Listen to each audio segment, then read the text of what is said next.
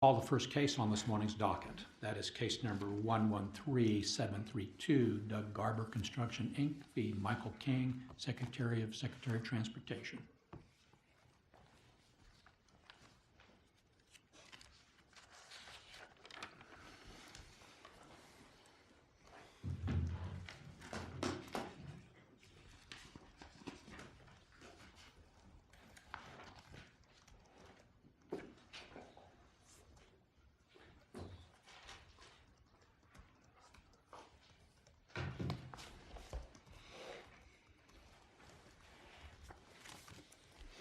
May it please the court, my name is David J. Berkowitz. I appear on behalf of Doug Garber Construction, Inc., the appellant in this case. I would ask to be allowed 5 minutes rebuttal, if that is okay with the Chief Justice. 5 minutes is granted. I also would like the indulgence of counsel and perhaps the court. Fortunately, my hearing aid battery went out about 5 minutes before you came in, so hopefully you may, if you'll be a little bit loud in your answers. My one ear is pretty good, so that'll be fine. Okay, this is a eminent domain case. It arises out of the taking of property owned by Doug Garber Construction to extend a road in Lawrence known as 31st Street so that it ended up hooking up with the South Lawrence bypass. For those of you who don't know about the South Lawrence bypass, many people in this room were not even alive when it first started. I've been married 36 years and it was going on before I even met my wife, so it's finally ready to go. The basic question here is, of course, as in any eminent domain case, what is a fair price for the property that was taken, that was owned by my client's Doug Garber Construction? And I think that pretty well sums it up. The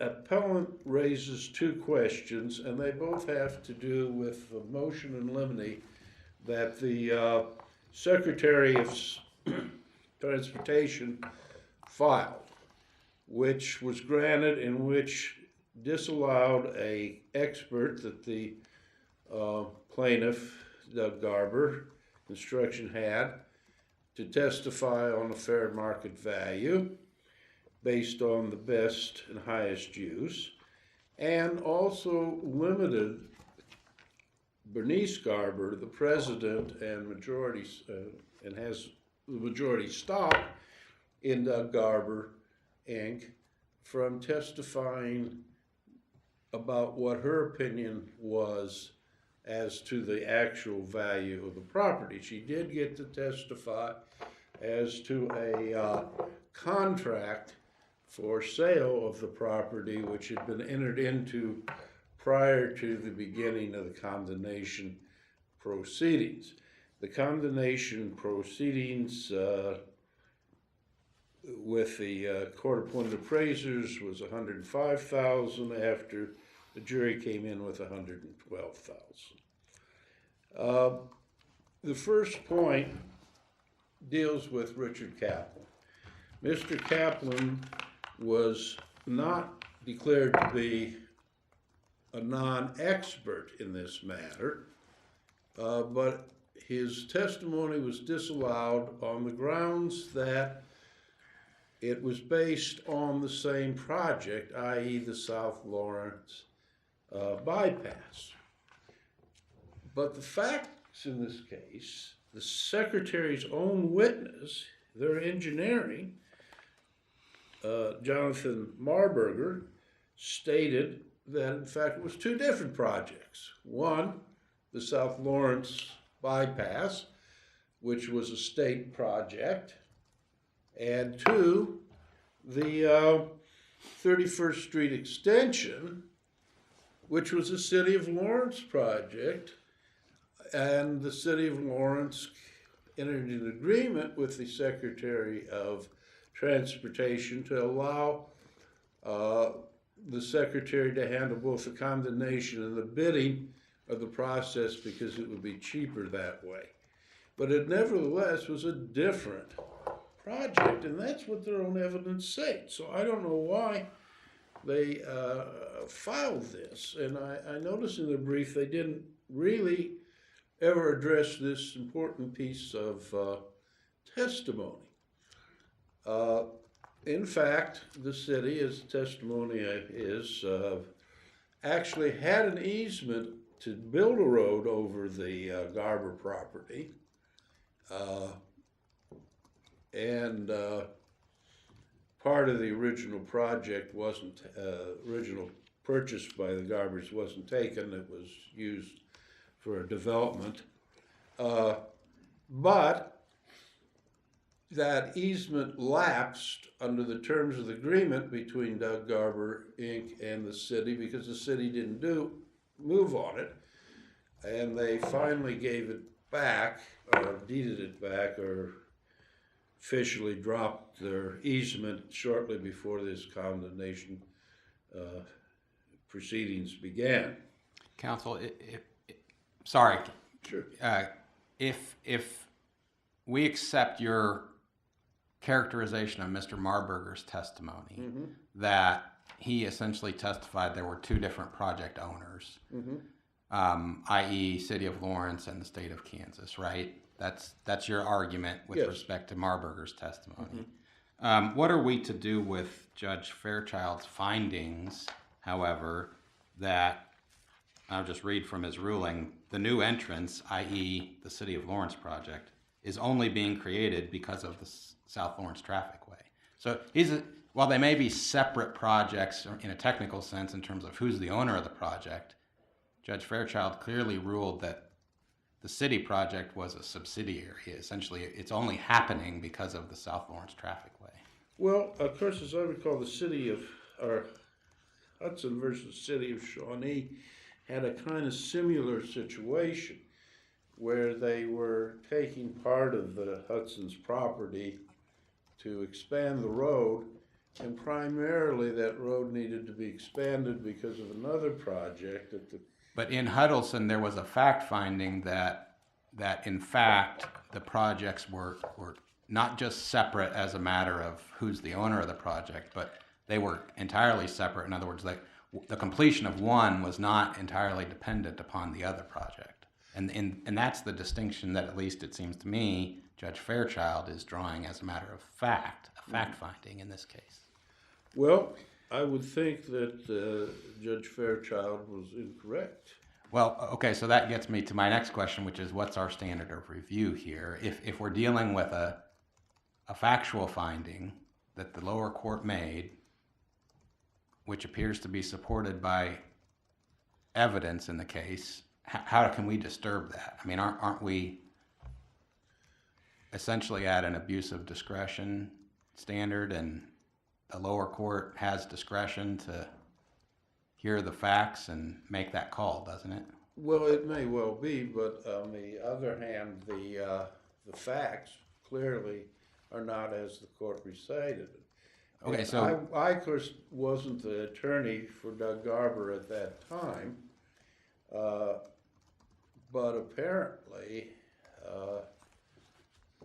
the judge was not familiar with the testimonies that actually came out. well, can you point me to the evidence that would dispute the district court's finding that the city's 31st Street project was entirely dependent upon the South Lawrence Traffic Way? Is there any evidence in the record that would tend to disprove that? I think there is from Mrs. Garber when she talks about the fact that the city had this easement at one point and then let it go. They were planning to expand the 31st Street even, and I think it ends up, of course, hooking into the South Lawrence Turnpike. But they let that go. They let that go. They did not go through with the project in a timely manner. And what was the span of time between the easement's loss, the loss of the easement, and the time when this project began? I don't actually have that figure in my mind, but I believe it was somewhere around 7 or 8 years. Okay, thank you. It was considerable. And is the loss of the entrance essential to Kaplan's testimony? I'm sorry. Is the presence of the entrance to the South Lawrence Traffic Way essential to Kaplan's testimony, his valuation? Yes, the South Lawrence Traffic Way is certainly an important part of his testimony. So does that not in itself provide substantial competent evidence to support Judge Fairchild's findings? No, because again, in Hudson, when the judge found that they were specifically two different projects, although I believe they were both by the city of Shawnee, not two different government organizations, he still let the city use that other project to argue a diminishing of Hudson's value because the other project would divert traffic away from Hudson's, whether or not the street itself was widened. And so I think the fact that, yeah, this helps certainly doesn't automatically mean that they're the same project. And I think that under Hudson, certainly he should have been allowed to testify. Do you have any further presentation for us, counsel? Not on this particular point. There is, of course, another, time does fly. The other point is basically the court disallowed Mrs. Garber's testimony because finding that it was too speculative or whatever. And this goes beyond any of the cases cited, including the one recently cited by the Secretary, where landowners were allowed to, in many cases, state why they thought or not why, but what they thought the property was worth, but weren't allowed to give their reasoning. And in this particular case, it went beyond that, plus it really invaded the province of the jury by saying, well, nobody would believe it and it would only confuse the jury. Frankly, I don't see how we're going to have adversary trials if we're worried about somebody confusing the jury. To some extent, that's you have a conflict of evidence, and it's up to the jury to decide what it believes. Counselor, let's put this in perspective, okay? The jury awarded $112,000 for this half-acre tract, correct? Yes. Mm-hmm. And Mrs. Garber, who was interested, had an ownership interest in this property, wanted to testify that the property was worth between $40 million and $347 million. Is that correct? That is correct. And so you don't think the judge, as gatekeeper, has the ability to disallow what the court would find to be incredible testimony? Yes, I don't think so. It may be, and of course, the jury only had one expert to decide, and that was the secretary's expert, and that's what they came in with. And you have to remember that the judge did not find that Mrs. Garber couldn't testify as an expert. She did have a real estate broker's license. And she had experience in valuing property in her profession, although she was not an appraiser. So I think they went a little too far. Mr. Berkowitz, if I could. Go ahead. Bernice Garber was allowed to testify at the trial of a value of $750,000. Isn't that correct? I think actually it was $900,000, $750 for the land and $150 for the house. See, the cities owned the land or had that easement on the land, but they did not own the house. All right, so the jury heard the evidence of either $750,000 or $900,000, obviously did not put any weight on it, and came back with a verdict of $112,000. So you're saying that it was error to keep out evidence where she would have testified that the same property was worth up to $347 million, and you think that's a difference that would have made a difference under the facts of the case? If they rejected $750,000, wouldn't they also have rejected a number like $40 million or $347 million or anything in between? Well, I don't know that they necessarily would have rejected anything in between, and of course, I can't, obviously can't state what a jury's gonna do. I've tried a lot of jury cases. I was county attorney for 4 years, and we spoke to a lot of juries, and sometimes you're surprised what they'll do. So I think she had the right to present her case. Whether she would have won or not is not up for us to decide here. Counsel? Yes. It's my understanding that her method of valuation, because there are two different questions, whether she could testify as an owner Yeah. and what the parameters were then, and then whether she could testify as an expert and then what the parameters were, right? You would agree with me there are two different ways we have to look at that. Yes. So on the segment of the analysis that has to do with her testimony as an expert, it's my understanding that her method of valuation, her purported method of valuation was comparable sales. Is that correct? I believe it was. Okay, and she talked about a couple different highway projects from other states. Substantially more land, substantially different circumstances. Can you give us any kind of legal authority for that qualifying, that sort of comparison qualifying as comparable sales method in Kansas? No, but I can say that that's really is a matter of evidence. When you cross-examine a appraiser or you cross-examine Mrs. Garber as an expert, the secretary would certainly have the right to point out that that they believe it's not. Be subject that's to all cross-examination. Yeah, That's it's your all point. part of the adversary system. You know, I'd win every one of my cases if I was the only one who could present evidence, but I don't have 100% record. So,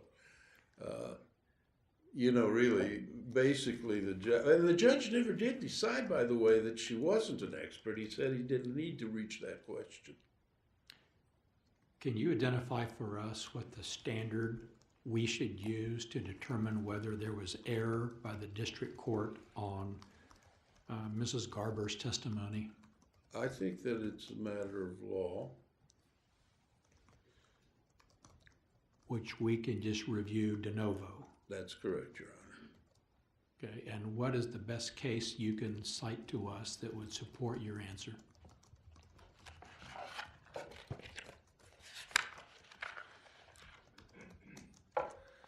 Well, I did support State versus Donnelly. I also suggested the Board of County Commissioners of Sedgwick County v. Kaiser was also useful.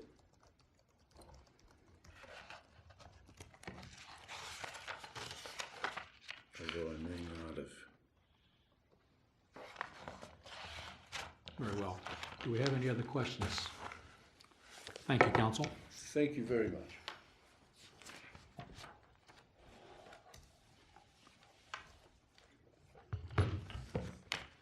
Good morning, and may it please the court. As I said, I'm Paul Sheppers with the Orrick and Erskine firm, here representing Michael King in his capacity as the Secretary of Transportation for the state of Kansas. And I'd like to begin by just expounding, for the benefit of my fellow Kansans assembled here before the court, a little bit more about just the basic principles of the concepts of eminent domain. And eminent domain is just a fancy term to describe the power that the state of Kansas or the city of Lawrence has to go and acquire property from private individuals.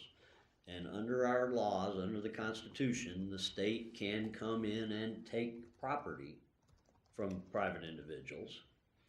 But that's subject to a qualification, and that qualification is that if that occurs, if the state needs private property to complete a project like the building of a new 31st Street across the city of Lawrence, the state can take that property, but it has to compensate the property owner for the fair market value of the real estate which the state has acquired. And that is what happened that led to this eminent domain proceeding. The whole point of the eminent domain proceeding that we're here to talk about today is one issue, and that is to determine the fair market value of the property that was acquired by the Kansas Department of Transportation to build the new 31st Street in the city of Lawrence. And this court has said in various ways on multiple occasions that the trial of an eminent domain appeal, and eminent domain appeals arise when one party or the other, whether it be the government or the private property owner, is dissatisfied with an award of fair market value that a panel of appraisals have determined. If one of the parties is dissatisfied with that award, then an eminent domain appeal can be filed, and the ultimate determination of fair market value is then made by a jury. Now, this court has said on many occasions that a trial of an eminent domain appeal is, and I'll quote from Morgan versus City of Overland Park, a sober inquiry into value. Sober inquiry. What an eminent domain appeal is not is an opportunity for a landowner to come into court and ask a jury to hand down a verdict based upon imaginary circumstances and conditions and come up with a verdict in an amount approaching a Powerball jackpot. And that's what happened here.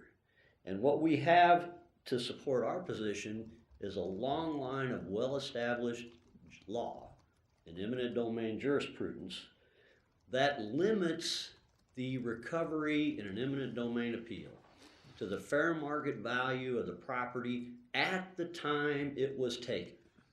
Not the fair market value of the property as measured by some point in time after the project is completed, but the fair market value of the property at the time the property is taken, in this case, March 1, 2013, when the Kansas Department of Transportation paid the appraiser's award. And as also stated in Morgan versus City of Overland Park, and I'm quoting here, there is a limit to imaginative claims.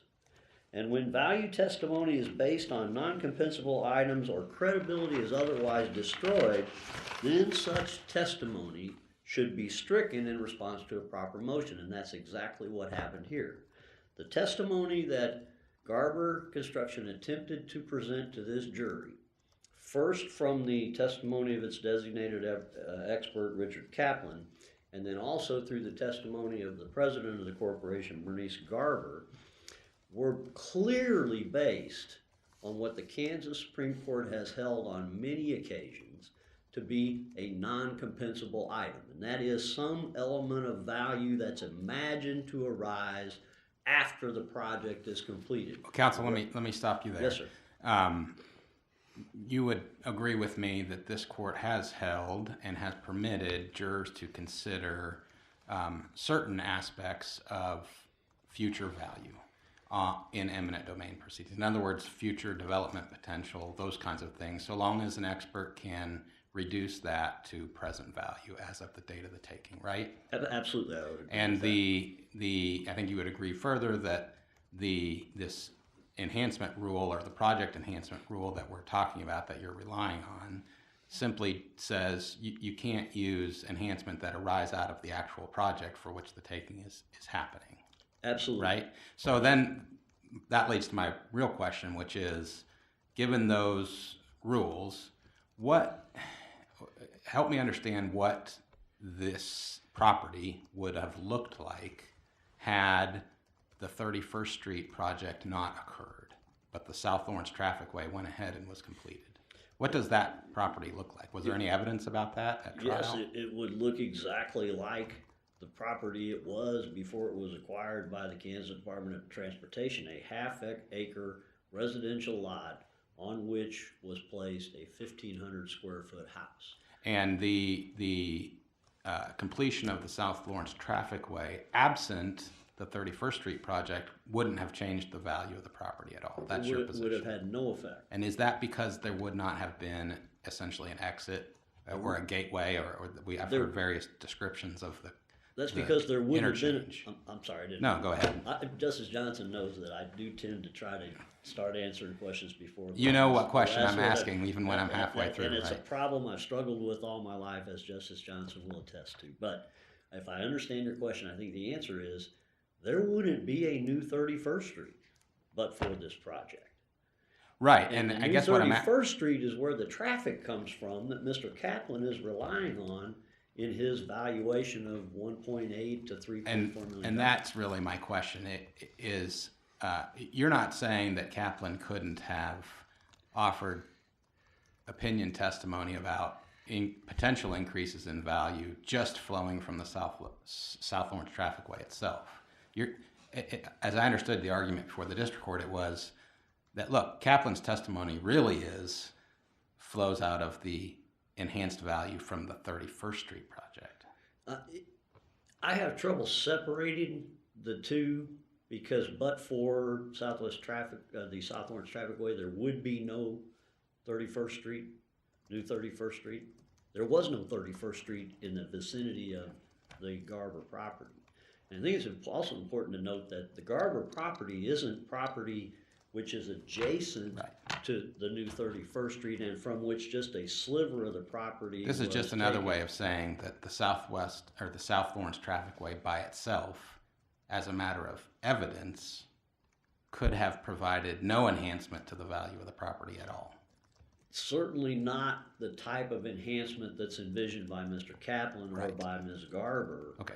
which is all based upon the fact that that traffic is going to flow, In other words, they want to say it's going to flow by, but it's actually going to flow over the enhancement, the Garber property. the enhancements that Kaplan and the property owner were discussing were actually enhancements that came out of the 31st Street project. No question. Okay. No question. And in fact, it's interesting here, and I don't think I made it as clear as I should have in my appellee brief, but the Garber property is taken in fee. It's where the road is now. But on March 1, 2013, there was no new 31st Street. There was just this one residential lot that kind of stuck out from the other residences in the vicinity and was the only, I think, residential lot that had to be acquired because it was in the path of the new 31st Street. So we're talking about a taking here, the compensation due for which is stated in KSA 26513B, because this is a total take. It's not the partial take that's described in KSA 513C. So we're not talking about any of the considerations or the points that were made in the opinion you authored in Strong versus KCP&L, which dealt with what the meaning is of that term value in 513C.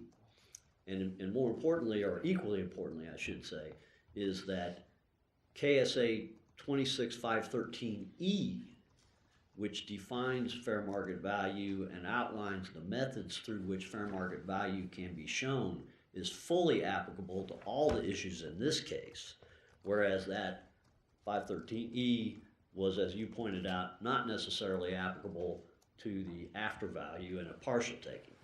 So we've got established, not just in the Kansas statutes, not just in your Kansas Supreme Court case opinions, but in the Kansas Constitution it states that the compensation owed in eminent domain proceeding is to be calculated irrespective of the improvements that might arise from the project for which that property is taken. And this is the rule, the project influence rule. It's sometimes referred to. In one case, I referred to it as the rule that I saw it read that it referred to the rule that addresses the impact of project enhancement on property. But those are all really applicable to the remainder of the property in a proper taking situation. Here, I'm not even sure the project influence rule, there is no project influence rule when there is a full taking. But to the extent that there would be, the project influence, project enhancement rule completely prohibits Mr. Kaplan or Ms. Garber from relying upon their notions of what all this increased traffic on New 31st Street is gonna have on property in the vicinity. Because 31st Street's on top of the Garber property. So we're in a situation where all caps bold, imaginative, doesn't really do justice to the types of claims and the types of testimony that Mr. Kaplan was attempting to offer in his expert witness opinion, which he posited a 1.8 million to 3.5 million value for a half-acre residential lot with a house. And he doesn't even really, Mr. Kaplan, interestingly enough, doesn't even really make an effort to try to determine what the value of that property was on March 1 of 2013, which, as we know from KSA 26513B, is the measure of compensation that is owed by the Kansas Department of Transportation for the fee taking of the Garber parcel. Now, whether or not the notion that these were two separate projects is false, because as I think Judge Stiegel pointed out, this is to be viewed under an abuse of discretion standard. And as reiterated in KCP&L versus Strong, that means that you'd have to determine that no district court judge in Judge Fairchild's position could have possibly concluded that these were part and parcel of a single project. Even though technically there were some differences, these were dependent upon each other. And dependence upon each other is the linchpin in the city of Hudson versus City of Shawnee case. As I'm Because sure you're in that case, they weren't dependent. One would have been constructed even in the absence of the other. As I'm sure you're aware, we divide the abuse of discretion standard into three parts. Are we looking here at whether there is evidence to support the decision? Is that the subpart that we would examine? If we were, we would find all the evidence needed to support Judge Fairchild's ruling in the opinion testimony and the expert report of Mr. Kaplan. Because Mr. Kaplan himself states in no uncertain terms, the new 31st Street is built to accommodate traffic from the South Lawrence Trafficway. They're dependent upon each other. But for the South Lawrence Trafficway, there wouldn't be a new 31st Street. But for the traffic on the new 31st Street, there wouldn't be any reason for Mr. Kaplan to try to consider this to be anything but a half-acre residential lot with a house on it. And is that where we then end our abuse of discretion inquiry, or do any of the other factors come into play? I think that it certainly ends the abuse of discretion aspect of the issue as to whether there was two projects or two aspects of a single project.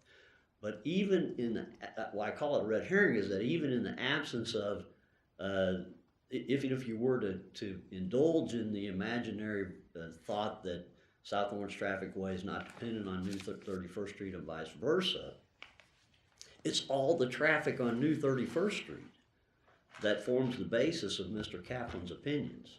And it also forms the basis of Ms. Garber's opinions about these incredible $40 million to $347 million values that she's attached to what Kansas law requires to be a determination of the value of a half-acre residential lot with a 1,500 square foot house on it on March 1 of 2013. And I don't have much time left, but Mrs. Garber's testimony suffered from a couple more flaws, if you will. I'm using that term as an understatement.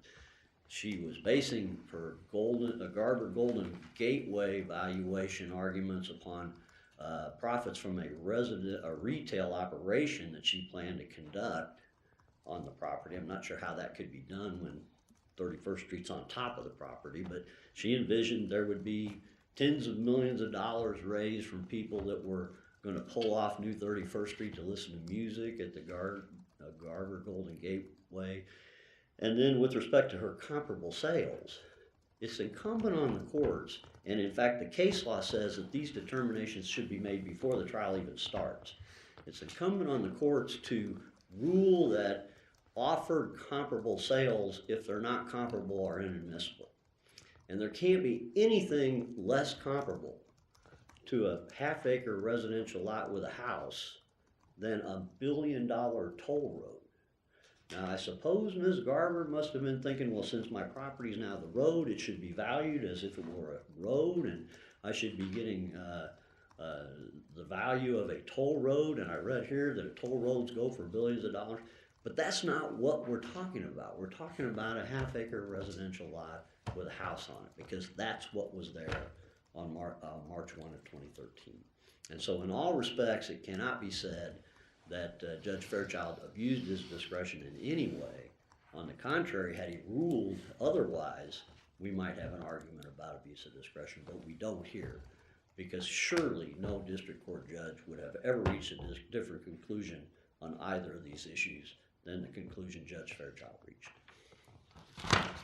Any more questions? Thank you, counsel. You reserve 5 minutes for rebuttal. Yes,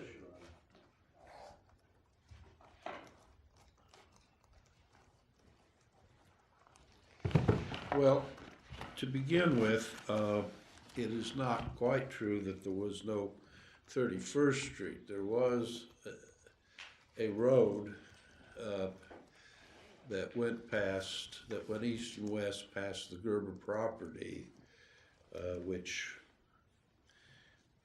and the Gerber property was at the entrance of Lawrence on that road, which hooked up to another road. And of course, there was the road from Highway 10 that went north and south that went past the Garber property as well. But the real question, I think, is answered in the testimony of the state's engineer.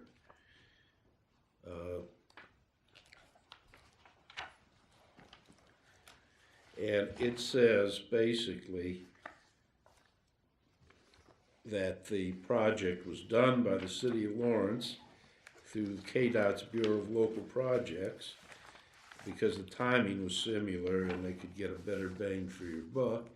And then it says at the end on page 146, lines 3, 4, and 5, and I quote, "If we let the city's little project with it, they theoretically could get a better deal."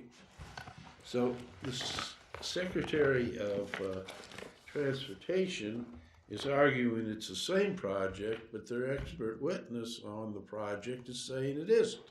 Well, counsel, let's assume, for the purpose of argument, that we agree with you, what the argument you just made.